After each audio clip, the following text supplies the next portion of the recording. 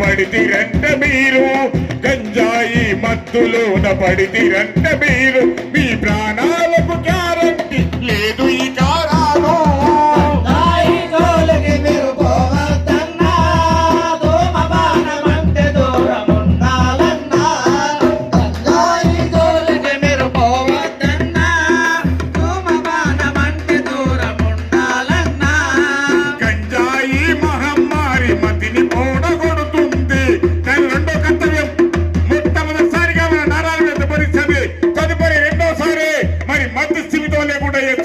ఆ మధ్య స్థిమితం లేకుండా ఏ విధంగా అవుతుంది అంటే మన నరాలు స్తంభించిపోయిన తర్వాత మన మెదడుకు రక్త ప్రసరణ కాదు, మన గుండెకు రక్త ప్రసరణ కాదు, మన కిడ్నీలకు రక్త ప్రసరణ కాదు, మన శరీరంలో ఉన్న ఏ అవయవానికి కూడా రక్త ప్రసరణ జరగదు. గంజాయి మహమ్మారి మతిని తోడగొడుతుంది, అపరిచితుడిలాగా నిన్ను ముందుకు నడిపిస్తుంది.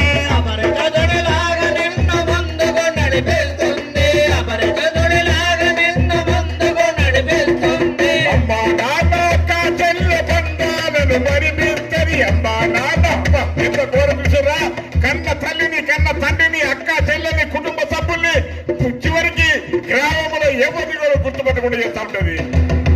అమ్మా నాన్న అక్క చెల్లె బంధాలను మరిపిస్తుంది.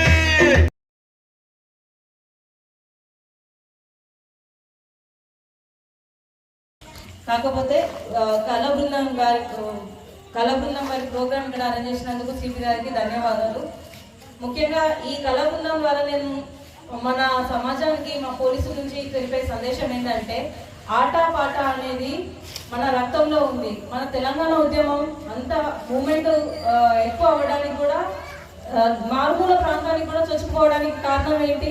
ఆట పాట. ఆట పాట ద్వారా చదువుకున్న వాళ్ళకి, చదువుకోని వాళ్ళకి, చిన్న పెద్ద ముసలి ఎవరికైనా ఆట పాట ద్వారా అనేది ఈజీగా అర్థమవుతుంది. అదే ఉద్దేశంతో గాంజా అని, లేకపోతే ప్రేమ పేరుతో ఎవరైనా వేధిస్తున్నారా, లేకపోతే ఇంకా ఏదైనా దారి తప్పుతున్నారా, లేకపోతే ఎవరైనా బాధితులు ఉన్నారా, బాధితులు పోలీస్ సహాయం కావాలంటే ఏ విధంగా పోలీసులు అప్రోచ్ అవ్వాలి, ఇలాంటి అన్ని చిన్న చిన్న విషయాలు తెలియవచ్చు, తెలియకపోవచ్చు. వాళ్ళందరికీ తెలవాలన్న ఉద్దేశంతోనే ఆటపాట ద్వారా అయితే మన సంస్కృతిలో భాగం కాబట్టి ఆటపాట ద్వారా మీ అందరికీ తెలియజేయాలని ఒక చిన్న ప్రయత్నం ఇది మా కళా బృందం వారు చేసేది. కాబట్టి ఈ అవకాశాన్ని అందరూ సద్వినియోగం చేసుకోవాలి. ఈ సందర్భంగా నేను మీకు చెప్పేది ఒకటే, ఎవరైనా మన ఊరి ఆడపిల్లల్ని ఎవరైనా ఇబ్బంది పెడుతున్నా, ఎవరైనా వాళ్ళని చదువుకునే దారిలో లేకపోతే చదువుకునే ప్లేస్లో, లేకపోతే ఇంకెక్కడైనా, లేకపోతే సోషల్ మీడియాలో, మన వాట్సాప్, ఇన్స్టాగ్రామ్ ఎక్కడైనా కానీ అమ్మాయిల్ని ఇబ్బంది పెడుతున్నారా, ఇబ్బంది పెడుతుంటే మీరు చెప్పుకోలేకపోతున్నప్పుడు మనకు నా పోలీస్ స్టేషన్ దాకా రాలేని పరిస్థితిలో ఉన్నప్పుడు షీటింగ్స్ అని మనకు ఒక స్పెషల్ వింగ్ ఉంది. కాబట్టి షీటింగ్స్ సేవల్ని మీరు వినియోగించుకోవాలి. మీరెవరో తెలియదు, మీకు డైరెక్ట్ అప్రోచ్ రారు, నాలాగా యూనిఫామ్లో రారు, మీలాగానే ఉంటారు, మఫ్టీలో ఉంటారు, అంటే సివిల్ డ్రెస్ వేసుకొని వస్తారు. ఒక అక్కలాగా, ఒక ఫ్రెండ్ లాగా మీ దగ్గరకు వచ్చి ఏం జరిగిందో తెలుసుకొని, ఎవడైతే ఉన్నాడో మిమ్మల్ని ఇబ్బంది పెట్టే పేదవాళ్ళు ఎవరైతే ఉన్నారో వాళ్ళని చట్టపరంగా ఏ శిక్ష చేయాలో ఆ రకంగా చట్టపరమైన చర్యలు వాళ్ళ మీద తీసుకుంటారు. మీరు ఎవరు కంప్లైంట్ ఇచ్చిరు, ఎవరి మీద ఇచ్చిరు, ఎందుకు ఇచ్చిరు ఏంటనేది ఎవరి పేరు కూడా బయటికి రాదు. కాబట్టి ఇలాంటి ఈ షీటింగ్ సేవల్ని మీరు సద్వినియోగం చేసుకోవాలి. అలాగే ఈ మధ్య క్రైమ్స్ అనేవి కొత్త రకంగా జరుగుతున్నాయి.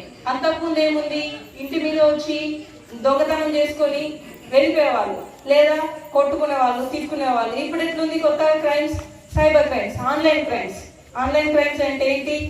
మీకు ఇప్పుడు రుణమాఫీ ఉంటుంది, రుణమాఫీ కాలేదా, ఈ నెంబర్కు కొట్టాలని మనకు ఒక మెసేజ్ వస్తుంది, లేకపోతే ఒక లింక్ వస్తుంది, లేకపోతే ఎవడో ఫోన్ చేస్తాడు, లేదా ఎక్కడి నుంచో ఫోన్ చేస్తాడు. ఫోన్ చేసి నీ పేరు వెళ్ళాయి కదా, మళ్ళీ కదా అంటాడు, నీ నెంబర్కి ఇట్లా ఉంటుంది కదా, లాస్ట్ నెంబర్ ఇది కదా అని అంటాడు. అగో అన్ని డీటెయిల్స్ కరెక్టే చెప్తున్నాడు కదా, మీ ఊరి పేరు కామన్పల్లి కదా అంటాడు. అవు కరెక్టే, వీళ్ళు ఎవరో నిజంగా తెలిసిన సారే కావచ్చు, మరి నాకు ఇట్లా రుణమాఫీ కాలేదని చెప్పి ఇట్లా గవర్నమెంట్ నుంచే ఫోన్ చేసి కావచ్చు అని అనుకుంటాం. అంతలా నమ్మిస్తాడు మనల్ని. చదువుకున్న వాళ్ళైనా చదువుకోని వాళ్ళైనా అంతే, మనల్ని నమ్మిస్తాడు. నమ్మించి వాళ్ళ మాయలో మనల్ని పడేసి ఏం చేస్తాడు, మనం ఆ లింకు పంపిస్తాడు. అది క్లిక్ చేయగానే ఏమవుతుంది, మన ఫోన్ అంతా అతనికి యాక్సెస్ అయిపోతుంది, లేదా మనకు ఓటీపీ వస్తుంది. లేదు తీసుకుంటాం, మన ఫోన్లో వచ్చి డబ్బులు కట్ అయిపోతాయి. ఏం చేయాలి అప్పుడు? 1930 అనే నెంబర్ ఉంటుంది. ఆ నెంబర్కి ఫోన్ చేయాలి. ఫోన్ చేసినాం అనుకోండి, ఇట్లా మన కట్ అయిన డబ్బులు కూడా వేరే అకౌంట్ పోకుండా ఫ్రీజ్ చేస్తారు.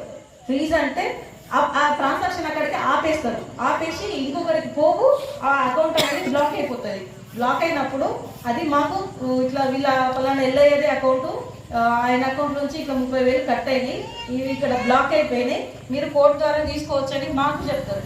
మేము పలానా ఎల్లయ్యని పిలిపించుకొని కోర్టు ద్వారా ఆర్డర్ తీసుకొని ఎవరైతే దొంగతనం చేద్దాం, సైబర్ క్రైమ్ ద్వారా దొంగతనం చేద్దాం అనుకున్న డబ్బులు ఉన్నాయో అది తిరిగి మళ్ళీ మనం బాధితులకి ఇప్పించే ఏర్పాట్లు కూడా ఉన్నాయి.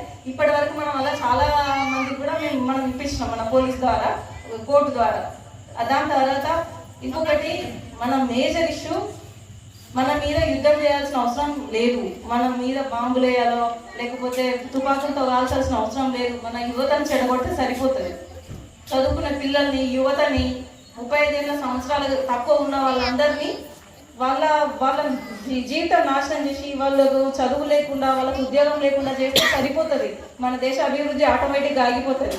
అదే ఉద్దేశంతో డ్రగ్స్ అనేవి మన మారుమూల పల్లెటూర్లలో కూడా వచ్చేసినాయి. అంతగా అలవాటు చేస్తున్నారు. మన ఊరి వాళ్ళు తాగుతారని నేను అంటలేను, మన ఊరి వాళ్ళు గంజా మత్తు పదార్థాలు తీసుకుంటారని నేను అంటలేను. బయట నుంచి వస్తారు, ఎవడో వస్తాడు, కొంచెం ఫస్ట్ అలవాటు ఇస్తాడు, మత్తు బాగుంది కదా, మజా ఉంది కదా అంటాడు, ఫ్రీ ఇచ్చేస్తాడు ఫస్ట్, మనకు అలవాటు అయిపోతుంది. అలవాటు